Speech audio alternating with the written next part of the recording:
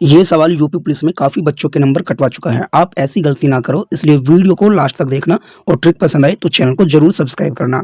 सवाल है कि कोई संख्या दी हुई है ये जिसमें इस स्टार के स्थान पर कोई नंबर है। तो उस नंबर को लिखने के बाद ये जो संख्या है 9 से पूरी तरह कट जाएगी। तो बताना है स्टार के स्थान पर क्या आएगा। तो आपको जब ये कहा जाए कि स्टार के स्थान पर क्या आएगा, तो आपको जिन संख्याओं का जोड़ 9 होगा उन संख्याओं को छोड़ देना है। जैसे 5 और 4 का जोड़ होगा 9, तो हम इनको काट देंगे, छोड़ देंगे। इस 7 का और इस 2 का जोड़ होगा 9, तो इनको भी छोड़ देंगे। अब बचा हुआ है ये मिडिल में 3। अब इस 3 को क्या करेंगे, 9 में से घटाएंगे। 9 में से 3 को घटाएंगे तो बचेगा 6। इसलिए जो करेक्ट ऑप्शन होगा वो 6 यानी बी होगा। देखते हैं नेक्स्ट क्वेश्चन को। नेक्स्ट क्वेश्चन में लिखा हुआ है हमारे कि प्रथम 25 सम संख्याओं का योग क्या होगा।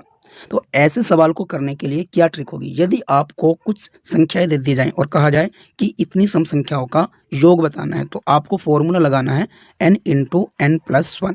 बस और कुछ नहीं करना। यहाँ पर ये संख्याएं रखेंगे, n की जगह रखेंगे ये वाला 25 और 25 में 1 जोड़ेंगे तो ये 25 प्लस 1 लिखेंगे। इसके बाद ये वाला 25, 25 में 1 जुड़ा तो होगा 26। 25 और 26 की गुना होगी 5, 650। तो 650 जो होगा हमारा वो करेक्ट ऑप्शन होगा, यानी ऑप्शन बी करेक्ट होगा। देखते हैं नेक्स्ट क्वेश्चन को। नेक्स्ट क्वेश्चन में लिखा हुआ है कि 0.363636 ये इसी तरह से चलता हुआ जा रहा है। तो कहा है को साधारण भिन्न के रूप में बदलने पर क्या प्राप्त होगा।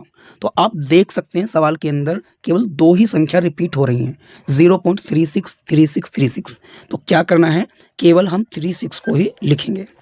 अब चूंकि 2 ही संख्या रिपीट हो रही है तो अपोन में 2 बार लिखेंगे 9 और 9।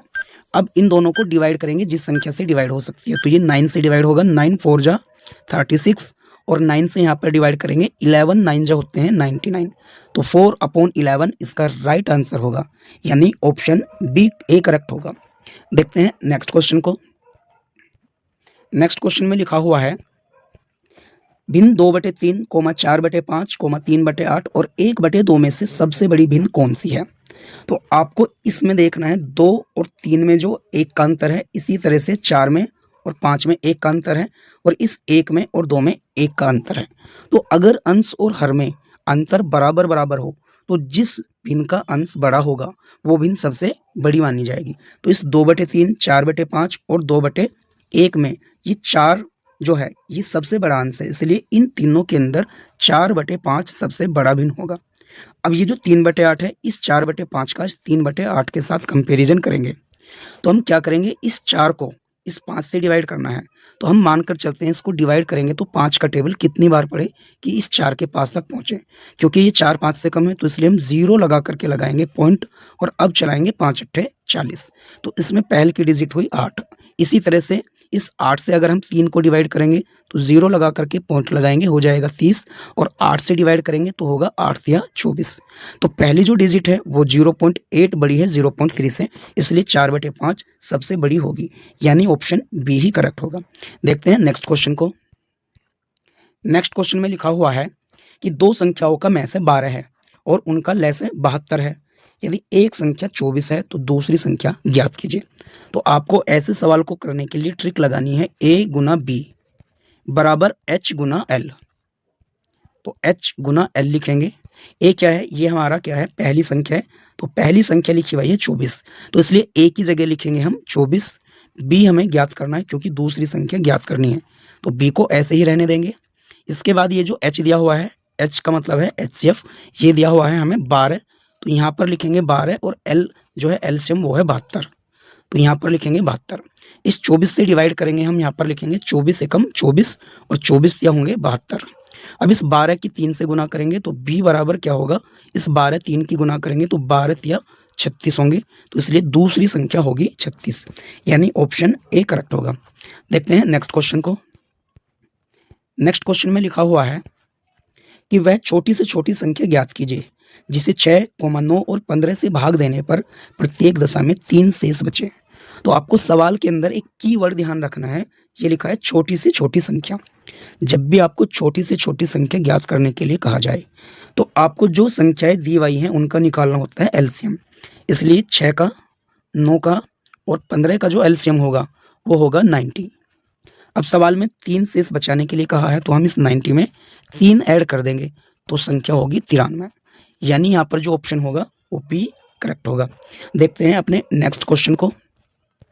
नेक्स्ट क्वेश्चन में लिखा हुआ है कि यदि a अनुपात b बराबर दिया हुआ है 2:3 और b अनुपात c बराबर दिया है 4:5, तो a अनुपात b अनुपात c का मान क्या होगा? तो सबसे पहले लिखेंगे ये जो a अनुपात b दिया हुआ है, लिखेंगे a अनुपात b बराबर, a अनुपात b की वैल्यू दी हुई है 2:3। इसके बाद ये b और c की वैल्यू, b अनुपात c बराबर दिया हुआ है 4:5। ज्ञात करना है a अनुपात b अनुपात c। तो हम लिखेंगे a अनुपात b अनुपात c और इस पैटर्न में इनकी गुना करेंगे। ये जो उल्टा n बना है, इस 2 की 4 से गुना करेंगे तो होगा 8। इसके बाद 4 की 3 से गुना करेंगे आएगा 15, 4 तिया 12, सॉरी इसको थोड़ा इरेज करते हैं और यहाँ पर लिखेंगे हम 4 तिया 12, तो यहाँ पर 12 लिखेंगे और 3 की 5 से गुना करेंगे तो आएगा 15। इसलिए 8:12:15 इसका सही ऑप्शन होगा, यानी ऑप्शन बी करेक्ट होगा। देखते हैं नेक्स्ट क्वेश्चन को।